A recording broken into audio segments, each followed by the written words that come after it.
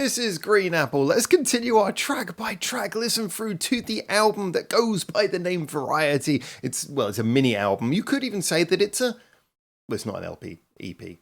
Oh, that joke didn't work. Anyway, we are on track number 3 called LP, which is interestingly, LP, you think about that, it used to be the term used for an album, long play, EP extended play. So LP long play, I'm thinking this is the longest song on the album. Maybe I'm just looking for meanings here, but is that what it is? Anyway, we've also got to look at it in the context of the album so far, an album that started off with 2 extremely energetic, bright and hyperbolic songs. So what is LP going to give us? I'm really excited to say I have no idea. Looking forward to jumping in. It's always fun to kind of hypothesize before you press play, especially when it comes to a band like Mrs. Green Apple, who are so good at offering up surprises on a track-by-track basis. I got to be honest that although I suspect this is going to probably be a change of tone, I think the album has started with such a high rate of energy. I would be surprised if this suddenly turns out to be a ballad or something, because I feel like when you start a record, an album with so much energy, you kind of got to keep that going, even if you slowly taper it down. It started with so much energy. I wonder how I will feel going into track 3 if it suddenly becomes a ballad. But let's find out. Anyway, here we are, track 3 from Variety by Mrs. Green Apple. It is called LP. Let's go. Kind of more of that chilled lo-fi feel. MGA are always really good at this. Let's see where it goes. Alright. Hinting at a bit of tempo.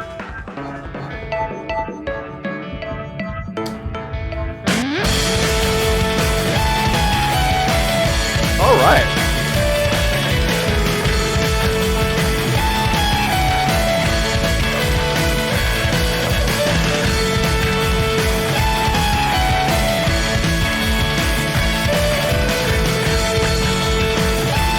It's got this kind of smooth, kinetic feel.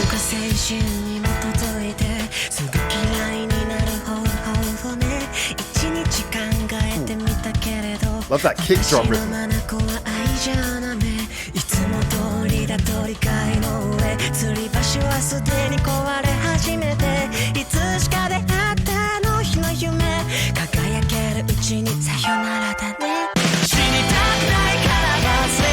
That was a sudden key change, alright?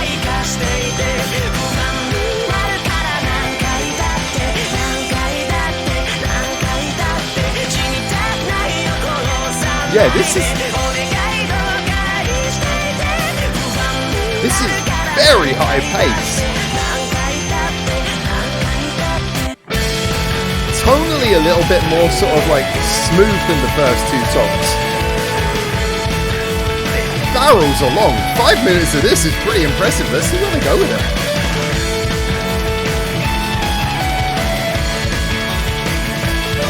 Loving that sort of fast rhythm with the slow riff over the top on the guitar.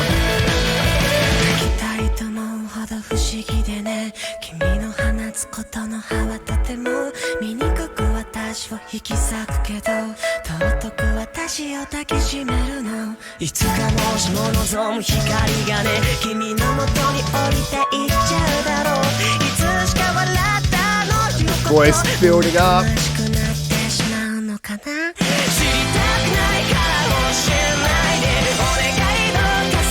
This is really well crafted.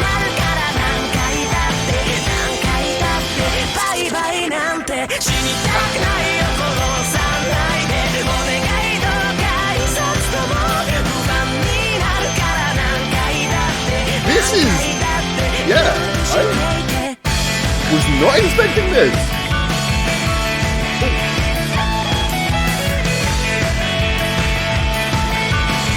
Those little electric piano bits in the background. And then the little triplets on the drum.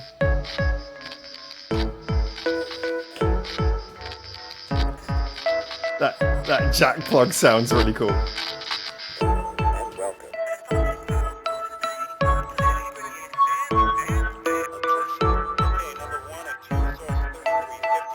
Something in English there.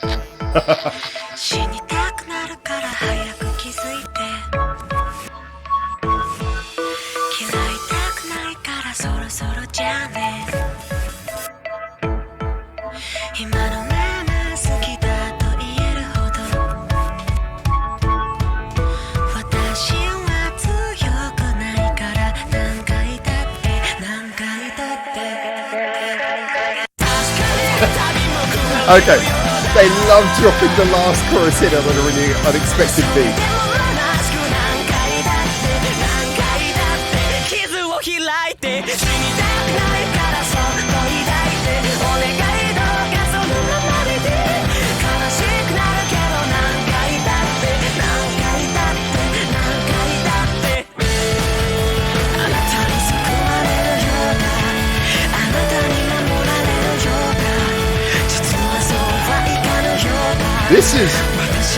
That is, for 5 minutes, this flies by.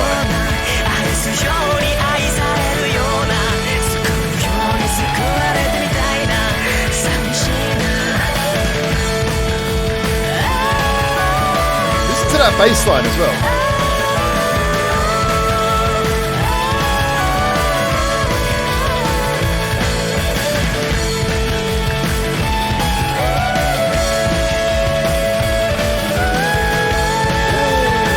High note there.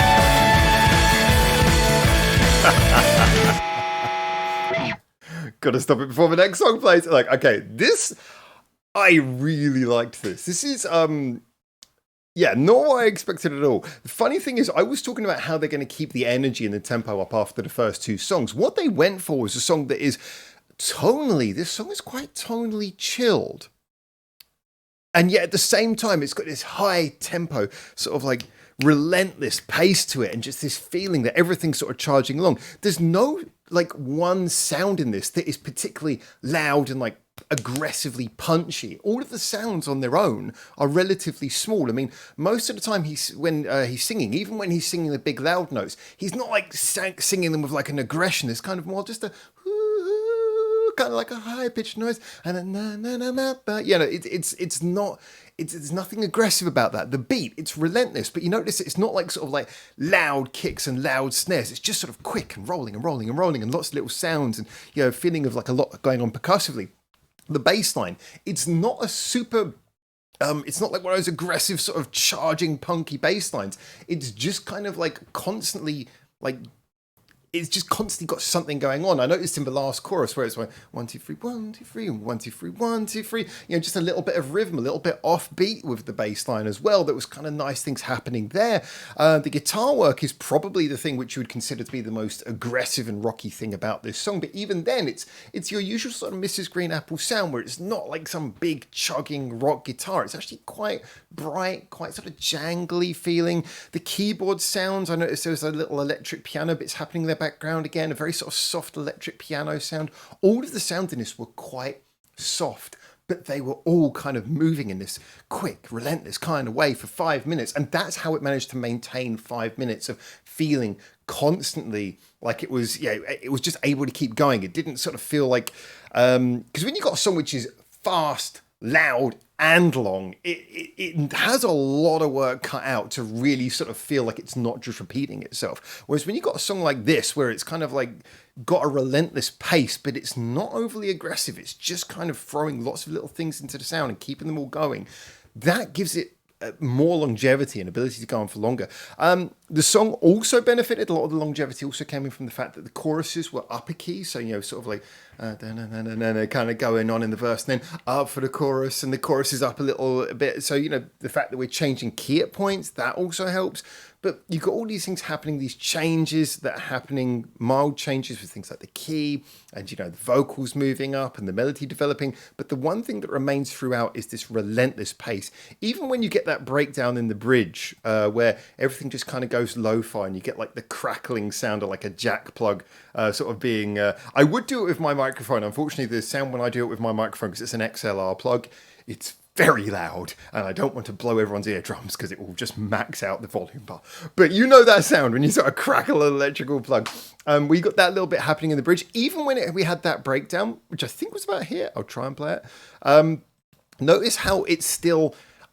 you can do something where you're implying tempo. So if the listener's been listening to a song and it's been moving relentlessly, you can have a breakdown where, you know, everything breaks down, but the song still makes it clear that no, we're not stopping. We're just kind of breaking it down a little bit. So let's have a little listen, see if we can hear that bit.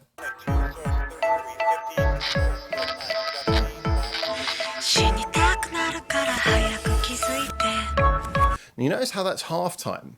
But the interesting thing is the kick rhythm. Boom, boom, boom, boom. The kick drum is still moving at the exact same pace that it was in the other parts of the song. So if we go to a faster part of the song.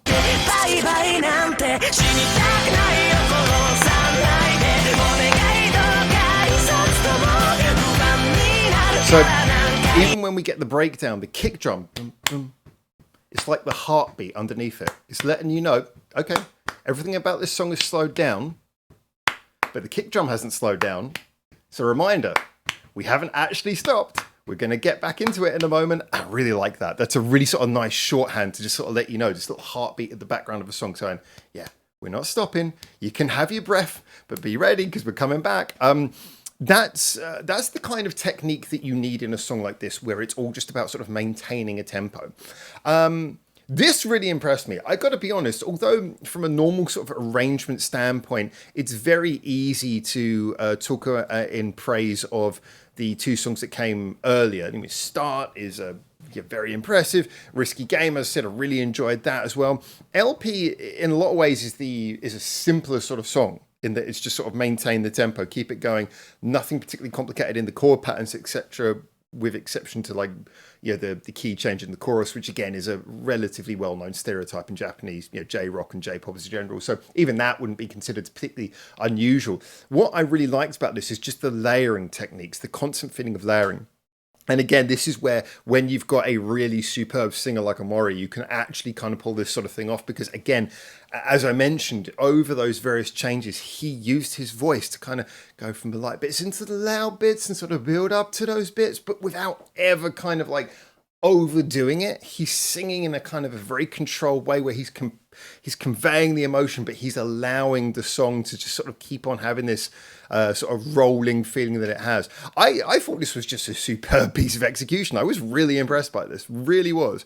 Yeah, I will definitely come back and listen to this one again. This is really good. I always say that, although I like to talk about why songs work and why songs maybe don't work for me, and what I hope bands do, and when a band's playing to their strengths or when a band's playing maybe to their weaknesses, there are some times when I listen to a song and, well, I mean, the one thing that is always true is that the end result is, did it actually emotionally make you feel something? Did you feel something? And then the whole point of reviewing is to work out, in the context of the band, in the context of a style of music, why that did or didn't work and how it could have been better or potentially worse. In this particular case, the main thing is that just was one of those songs that feels good. You immediately get what it's going for. You feel that sort of sense of like fast moving tempo. You feel that it manages to maintain that energy all the way to the end. You feel everything that it's trying to convey. And then the details, it's just that it managed to stay subtle, but constantly letting you, giving you all the right signals of what it wanted to do, and constantly keep that demonstrated in the arrangement and the performance. Yeah, I really enjoyed this. Definitely would come back to this one. So far, hard to judge because this is very different from the last two songs, but just because I felt this was probably the most effective of the three songs we've had so far. So we'll see. But anyway, get in the comments as always. Tell me what you think, and until I hopefully see you very soon for the next one of these. For now, ciao, ciao.